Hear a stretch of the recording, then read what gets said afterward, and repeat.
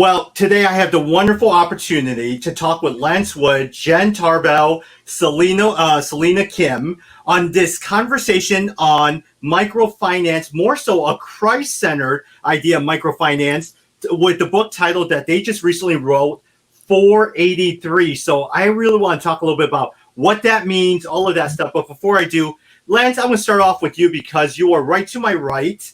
Hey, Okay. Lance, what do you do and how did you get involved in this whole concept of microfinance? So thanks, Tommy. I'm a business guy. And the way that I got involved was interesting. I was a partner at Arthur Andersen. You may have heard of them. Yep. And when I was 42 years old, I was a partner there and Andersen collapsed. Yeah. And at the time, I didn't know, like my whole world turned upside down. I just didn't know what was next. And I got guys around me and we were praying and God really gave me, I feel like, two messages. One was to go to PwC, where I became a partner. But the second message was stop being stupid with my money and use your business mind, Lance, to evaluate charities and not just give to the last person that asked, but evaluate them and give to the ones that have the highest kingdom impact. And ultimately, that process landed me on Christ-centered microfinance. It is a way, just broadly, it's a way that a person gets a little tiny loan that they ultimately pay back, and they basically pull themselves out of poverty, and both spiritual and material poverty at the same time. It blows my mind. Wonderful. Now, at the same time, Lance, I think we're going to spend some time talking about it. It's the changing way of how business is done. Ministries are doing things around the world because we're so used to, for the longest time, just giving money to different ministries, hoping that they work, but there's no sustainability with it. Yeah. I think Jenn should talk. She has an experience around that she should mention. We're going to do that. Hey, Celina, I'm going to go to you next. Talking about, we were just talking about, you live in Walnut Creek over in LA County. Share a little bit about what you do, Celina, how you got involved in this project. Yeah, so in undergrad, I studied around international development because I was really passionate about it.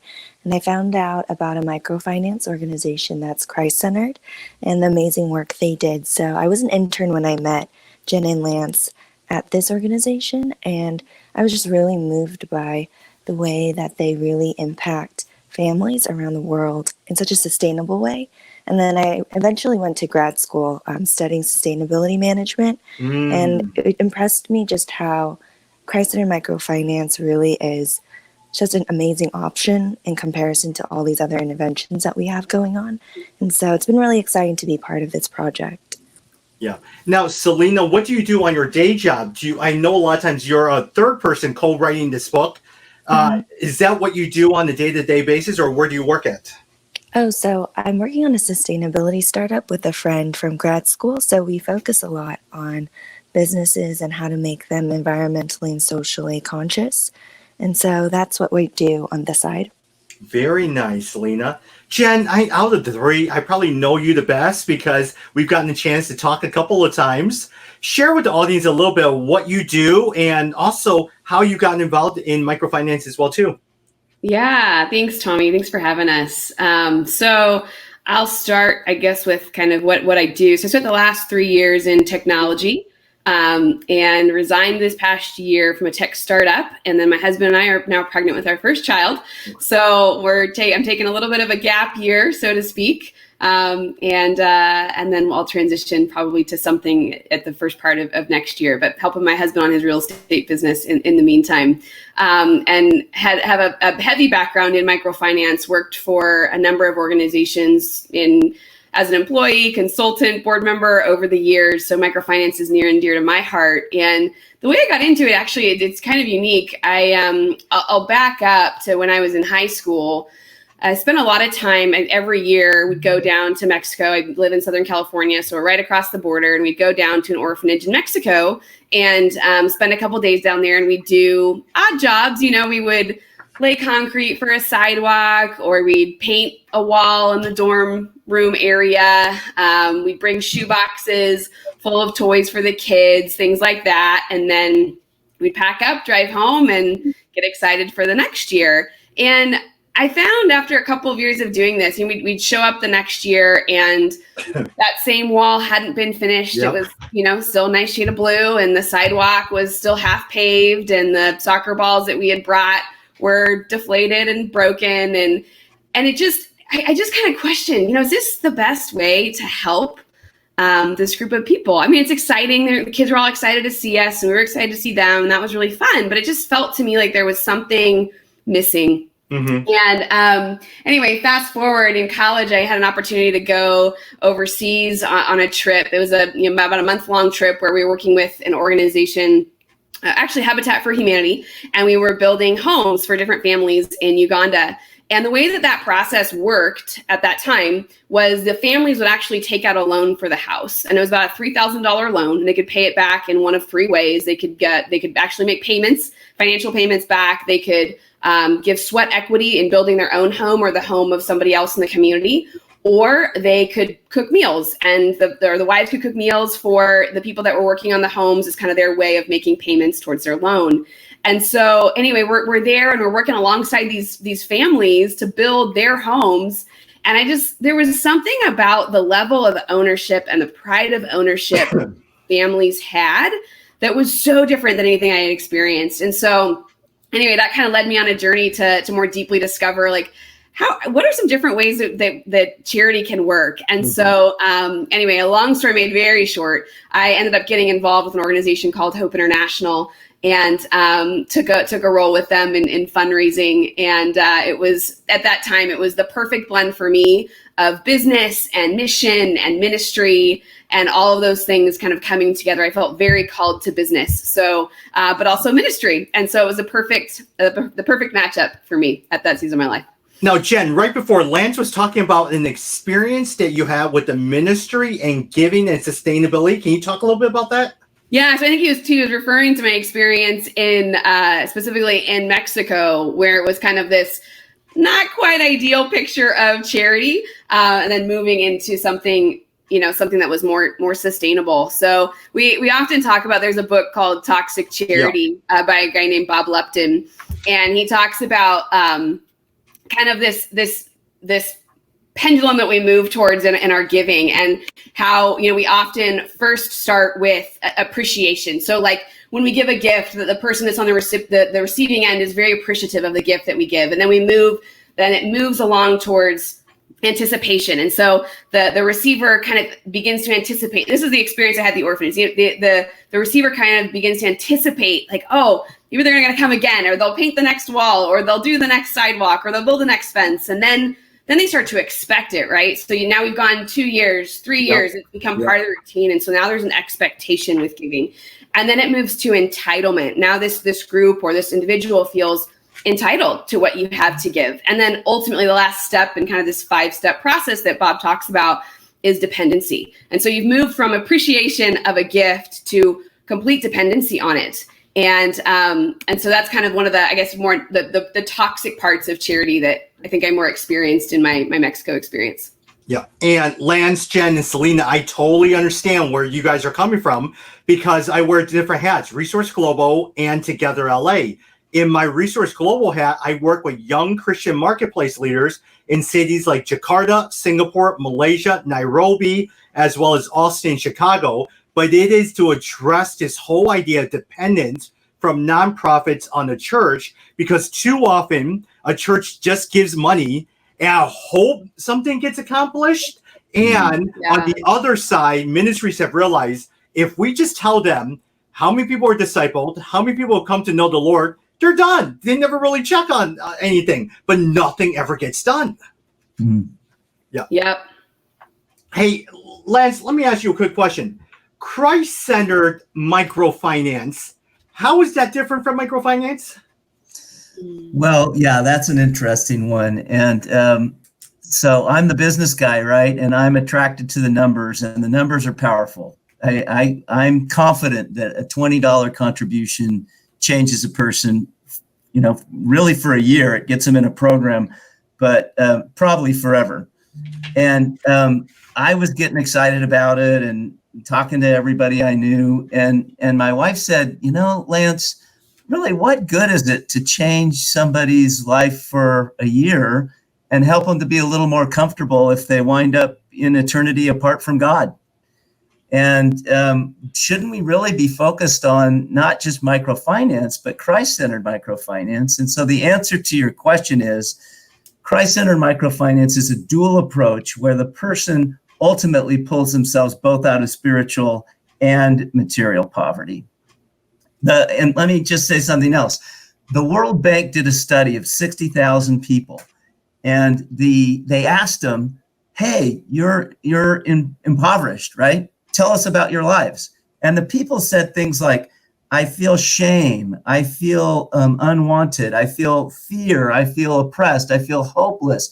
I feel broken in relationships." And some of the last things that they said was, "I don't have a job and I don't have money." And so what Christ-centered microfinance does is it puts these people into groups and does Bible study as part of it to learn how to do business. It starts with a financial transaction.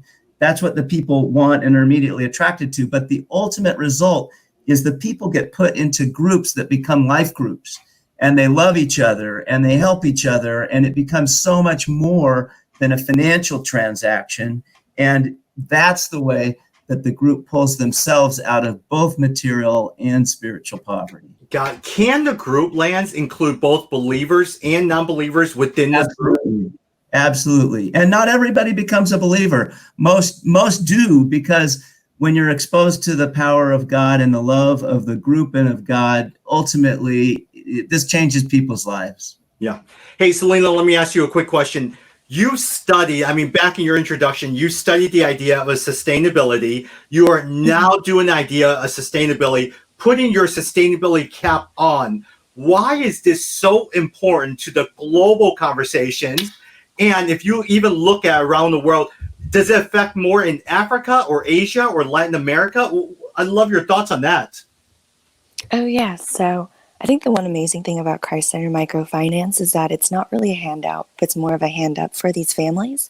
And so it really allows them to give them opportunities to use their passions and then also their business ideas to really take this loan and be able to provide for their own families. And a lot of the times these families are unbanked, so it gives under-resourced communities access around the world globally. And I feel like we see a lot of this not only in continents like Africa or Asia, but we also see a lot of these organizations working in South America. And also this is an issue here in the States. Got it. And a lot of the chapters in our book address topics like hunger or education, which is linked to the UN Sustainable Development Goals, which is amazing because it's one organization that's touching on so many different aspects of poverty. Got it. Hey, and then Jenn, when you guys were writing this book, number one, how did you guys come up with this title of 483? And who was the target audience from the book when you guys were writing this? Yeah. So Lance and I, the idea for this was birthed probably 4 or 5 years ago now. So it's been a long project, as you can imagine, working with, 10 or plus organizations globally and trying to get stories from remote villages in the field and going through multiple layers of translation. It was a very involved process.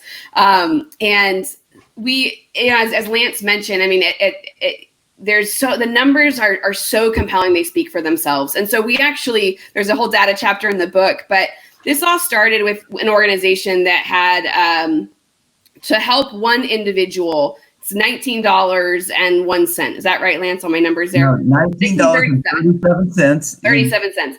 And then in the 2018 annual report, which is a number that will decrease over time, because that's one of the beautiful things about these organizations, right? Is they get increasingly efficient the more people they serve, and the more they learn. That number drops. So their ability to help people, their cost to help people actually decreases over time. So a couple of years ago, it was $19.37 to help one individual with a loan or a savings group opportunity, some sort of microfinance that they were able to participate in. And then across this organization's network, the average number of people in their families was 4. And so when you divide out $19.37 by 4, you come up with $4.83. And so that's where we landed on the cost to help a child for a year is about $4.83. And again, that number goes down and down and down over time. And we ran this through multiple organizations as well. Some were lower than that, some were a little bit higher, but all of them were under about $10 in terms of the cost to help a child for a year. Mommy, just think about this, right? I'm an accountant. I'm a business guy. This is real. $4.83, which is reachable by the average person, right? It changes a kid's life for a year, maybe forever. I think if you people don't normally think about Christ-centered microfinance as the way to help kids, right? They think of the adults that are being helped, but there's huge studies that have been done that show the first thing that the parents do when they get money is they help their kids. It's God's way to help kids is through the parent, empowering the parent, helping the parent lift themselves out of poverty, and then the kids' lives are changed. They have better. Point we make in the book too. You go like a parent's able to have a successful business, and then they go from feeding their kids 1 meal a day to 3 meals a day, or they go. Their kids no longer have to wear one dress for 5 years. They're able to have more clothing, or they're able to afford school. They don't have to rotate kids, which child goes to school, which days of the week. They can all go to school. Multiple families, adopt other children in their communities because they're able to afford to do so. So it's the impact on the children is direct and immediate when an individual is able to break themselves free from the extreme level of poverty that they're experiencing. And there's another thing too that we learned as we wrote the book that wasn't obvious. We were thinking about food and clothing and healthcare and basic education, but here's another big one. Families stay together. It's not families that that are financially okay that wind up having to adopt out their kids or selling their kids into slavery. It's families that are on the edge financially, and Christ-centered microfinance keeps families together and keeps them thriving. Yeah. Hey, and also, go ahead, Lance. The best place for the kids is with the family. That's what God intended. Yeah. And whereas a lot of times you saw this, I love this one chapter is From Exploitation to Dignity. How does microfinance, Jenn, Celina, Lance, love for your thoughts on it, affect those who are vulnerable to trafficking? Any of you guys want to speak into that? Yeah, I can speak into that. I spent some time actually in Moldova interviewing a number of different organizations on this very topic to try to understand how they were helping individuals that are vulnerable. Because in Eastern Europe, that's a lot of where this started. Trafficking is a massive issue out there. It still is to this day. And a lot of people are vulnerable there as well as they are in other parts of the country. And the problem is that a lot of families become increasingly vulnerable to trafficking when they don't have economic stability in their families. And so, you have families in India, for example, that, they have to choose which child to keep and which one to sell in order to provide for the other 4 kids. I might have to sell one and hope for the best for that child. These are decisions that no one ever should have to make. But they're the reality for a lot of individuals, especially when there's economic vulnerability. And so in some of the instances of the people I talk to, they're in these really, really poor communities. And it's very common in Moldova. You've got about 20 to 25% of the people that actually find work outside of the country. So it's very common to leave. So you have recruiting organizations that target, young teens, and they promise a great job in Italy or in France or whatever it might be. And the promise is that it's a legit contract and you're going to make X amount of dollars and you can send this amount of money home, which is, again, very common in this country. But these people are very vulnerable to being exploited because a lot of times there's not a way to prove that it's a valid job, or maybe it is a valid job for a time and they are, they go over to Italy or they move to France or whatever it is. And they work as a dishwasher. I think I tell a story of a gal doing dishes in the book. They work doing that for a short time. And then they realize, well, gosh, like I'm being fined for every dish I broke, and I didn't factor in that I had to pay for room and board and I have to also pay for this, that, and the other, and the money's just not adding up. And meanwhile, their roommates who they've been purposefully roomed with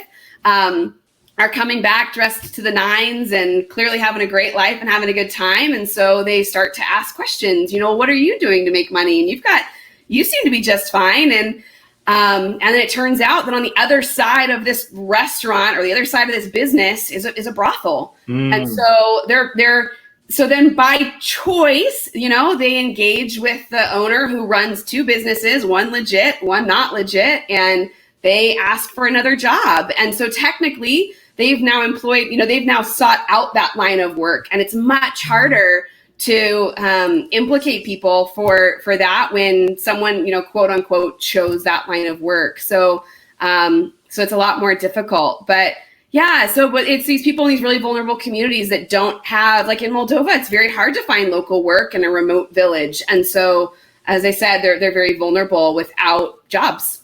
Yeah. Hey, Lance, let me ask you a quick question. I mean, as a marketplace leader now, you are in Los Angeles, you attend a church.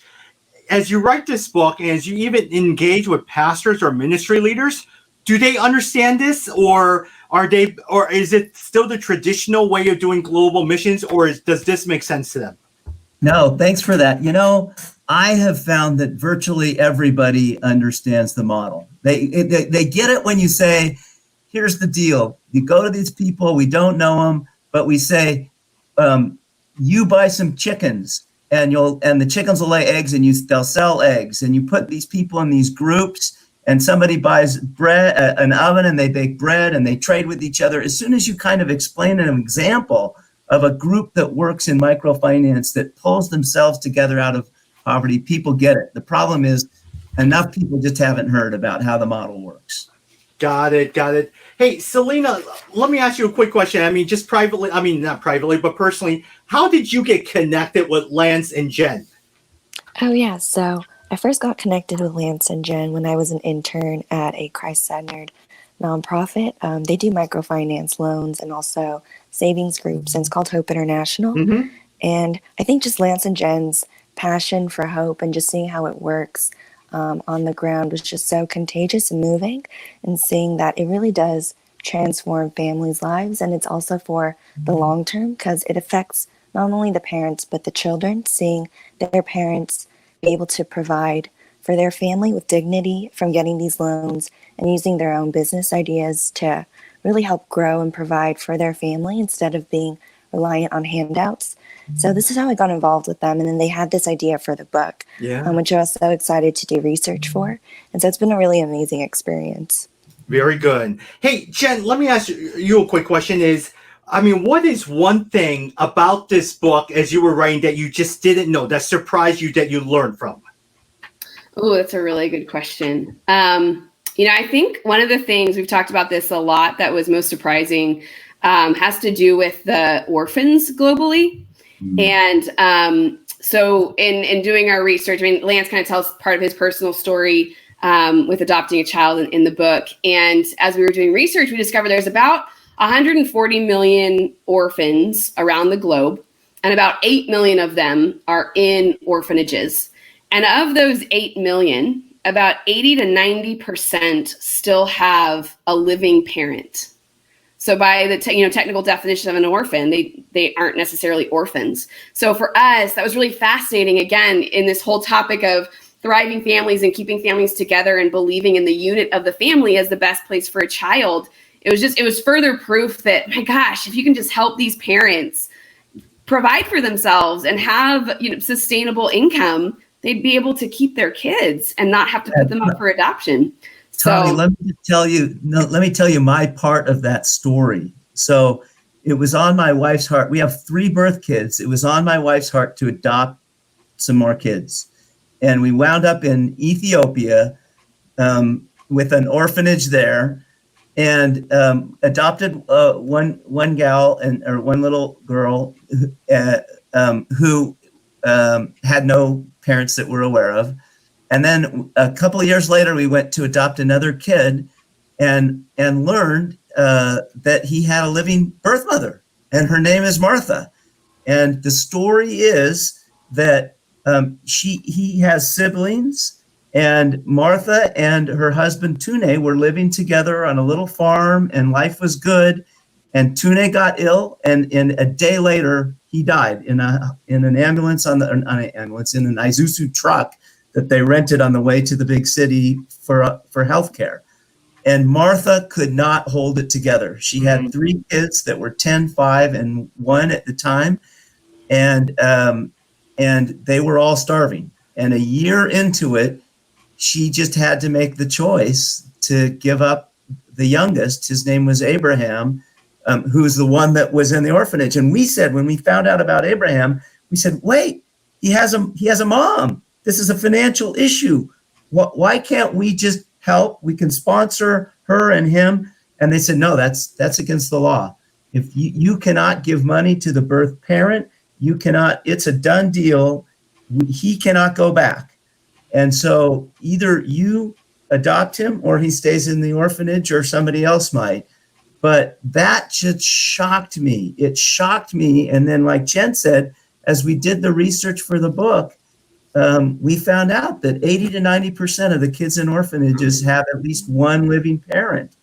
And the reason is, if only in Martha's case, if only she would have had savings, if only she had a little farm, but it's just in the trauma of that event when there was no savings, the cows trampled her farm and the fences got wrecked, and she just had no way out. And if she just had some help, a loan, some savings, anything, she could have made it forward. And there, Got it. As we wrap up, let me ask you a couple of questions. Celina, I'm going to begin with you. In your research, is there an area or a part of the world that you were encouraged by the availability or the work that is going on in microfinance? Was it Latin America? Was it a country in Africa or Asia? Was there someone who's doing it really, really well that you were encouraged by? I think the most amazing thing was that it was working so well in so many different countries with different cultural contexts, because I feel like that's so hard for an organization to do. But I think it's just the way that Christ-centered microfinance is set up, that they work with the communities, and it's not necessarily people from the outside coming in, but they work alongside with a lot of times churches that are local there and know the community and know their needs. And so I think it's because they work in that way, it's so effective in coming into different communities globally. And so it was amazing to see that they worked across different cultural boundaries and different social boundaries that we may have. And a lot of organizations have trouble doing that and being able to be so efficient globally. And so it was amazing to see that a lot of these organizations were able to have such long-lasting impact around the country, or around like different countries. Got it. Hey, Lance, let me ask you a quick question. For you, what was the best part about writing this book? What was the thing that you really, really enjoyed? Was it the research? Was it the actual writing? What did you enjoy about it? It's all about the numbers for me, Tommy. The numbers still blow my mind. $4.83. It's real. And let me say the other thing that I really liked about it, as we evolved in the book, it started with stories. It started about the power of the numbers and the concept. But as it evolved, we identified 4 areas where the people that read the book and the people that get involved are really just blessed out of their minds. One is that they learn the idea of valuing work. It's so, work is so critical to us. Valuing work, knowing that you're blessed, just knowing as you read these stories, you go, man, I am blessed. And you become more thankful. People become more generous when it's only $4.83 to change a life. People become more generous, and generosity breeds happiness. It just does. And then the last piece of it that was really fun as we kind of were in the Bible and thinking about this and looking at it is that God promises that when we hear his plan and when we step into an unfolding plans, that we'll be rewarded for that in this life and in heaven. And so those were the things that kind of developed as we were writing the book, that it's been great for us to be involved, not only is it good for the world, but it's great for me personally.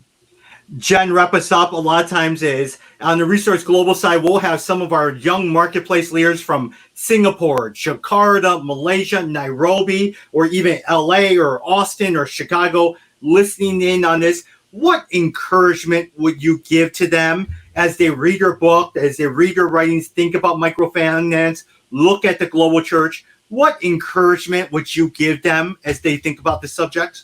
Yeah.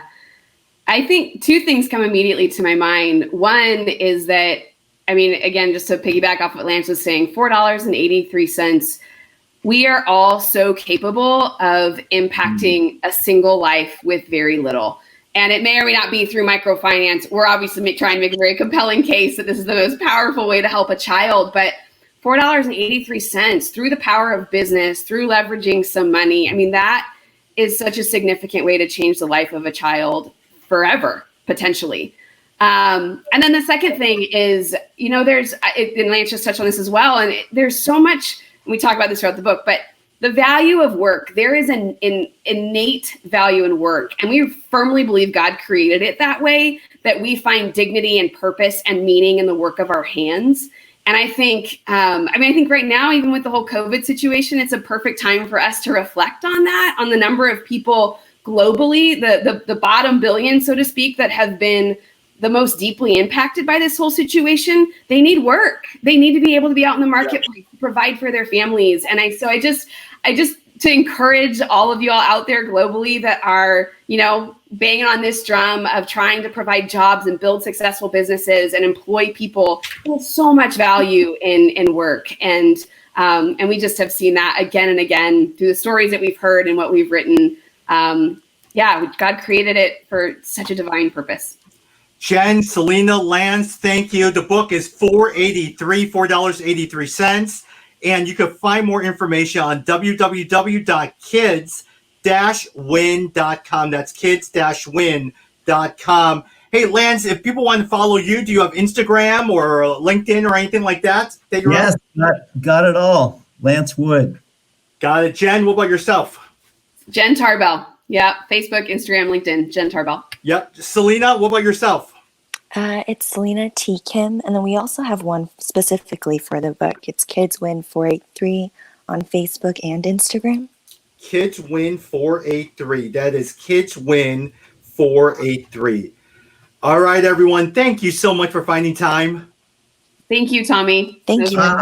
You got it. Thank you. Awesome. We'll talk soon. Have a good day, everyone.